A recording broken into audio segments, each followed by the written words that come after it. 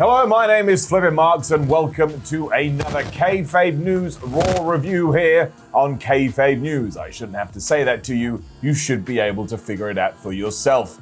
It is horrifying news out of this week's episode of Raw as the man known as Seth Rollins has once again injured a WWE competitor and ultimately taken them off the shelf and taken them out of doing their job for the foreseeable future, as well as other superstars that he has done to in the past. Here in July 2020, it was Aleister Black that suffered this fate after he attacked his arm so bad, Aleister Black was heard to be saying, "Ow, my arm, please, please, somebody help me, ow, my arm." As Seth Rollins also pointed out, he had no friends, so nobody came out to help his arm, and now we shall have to see what the medical diagnosis is when he returns from a local medical facility. We here at Kayfabe News did reach out to Henry Rollins, Seth Rollins' father, to try and get comment, but he has not got back to us. But we can go back to the past and take the words of Bret the Hitman Hart, his official real name, who talked about Seth Rollins doing this thing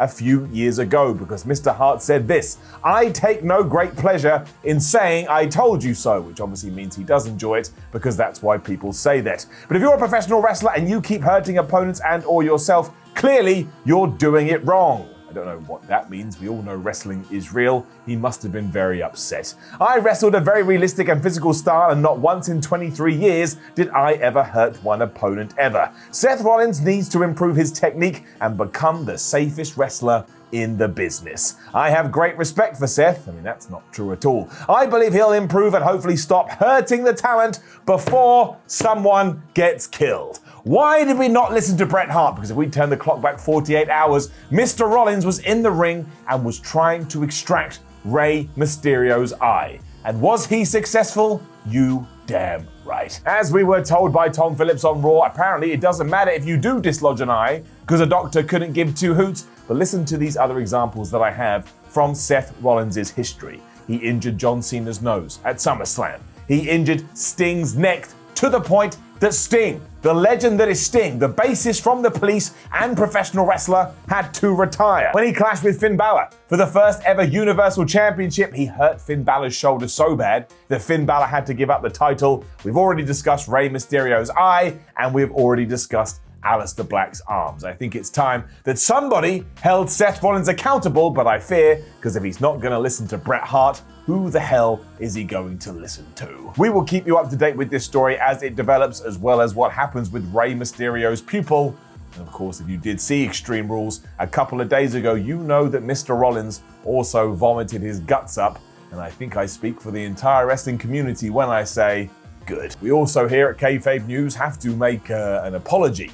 A few weeks ago, we ran a video where we thought the performer known as Christian had passed away after Randy Orton had kicked him in the skull.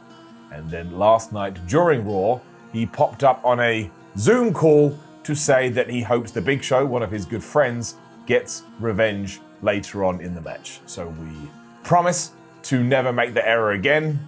These things happen. We had it on good authority that this was the case.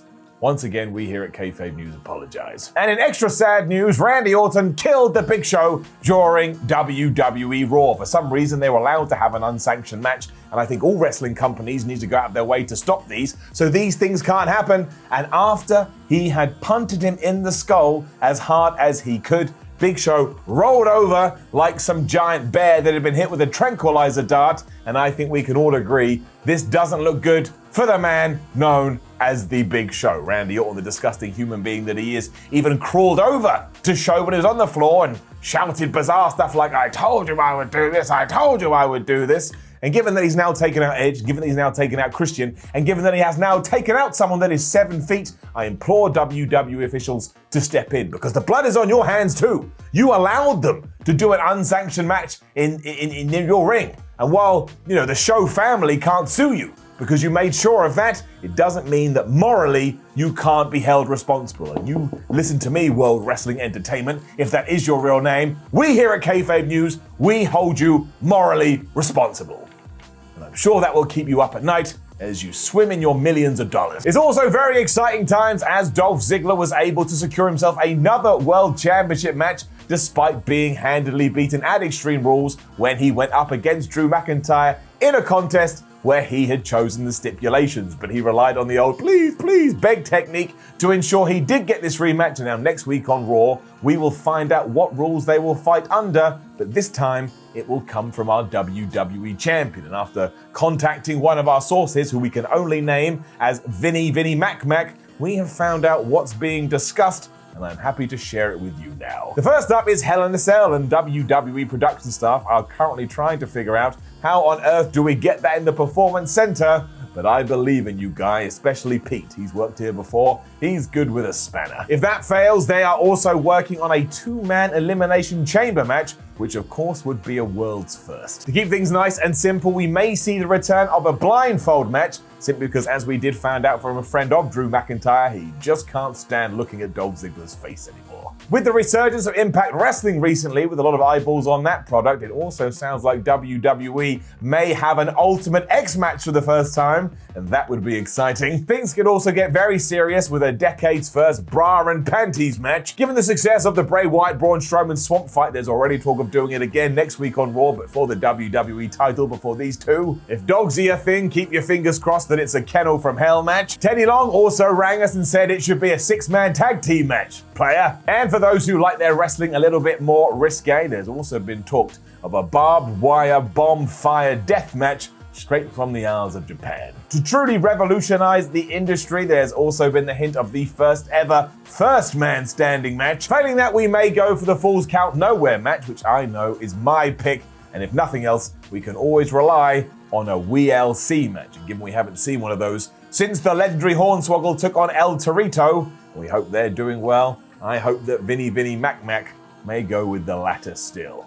It would be incredible. Following on from this, we also saw the return of Stephanie McMahon to WWE Raw this week, which was very strange because nobody identified who she was, and she was just coming at us via the big screen. She did have quite an important announcement though, and it all ties into the controversial finish to Asuka versus Sasha Banks that did indeed happen at Extreme Rules. If you did watch that, you know the new rule in WWE is that if you don a referee shirt, you now have the power of said referee, but Mrs. McMahon decided this wasn't the case. So therefore, next week in another return match, we will see Asuka defend her Raw Women's Championship against Sasha Banks' Raw Women's Championship, with the winner finally becoming Raw Women's Champion. Throughout all this, we also learned that Shayna Baszler is a shark, and I'm very excited to see what kind of shark activities she gets up to. We also have a brand new 24/7 champion, and his name is Shelton Benjamin, and he better be thanking Ron Simmons for all of that this morning, who did have a lovely pep talk with MVP and Bobby Lashley, who Shelton Benjamin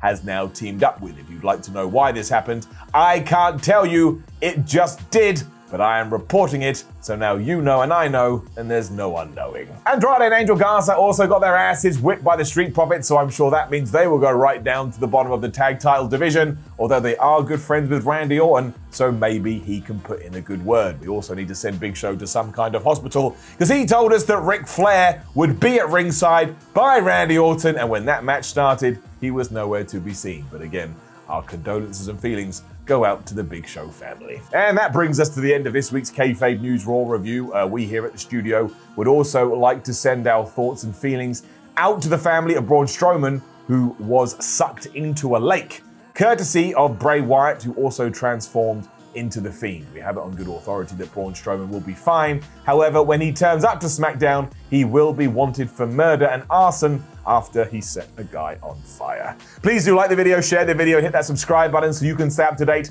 with all the best news coverage in the wrestling land. My name is Flippin' Marks, and hopefully I will never see you in person.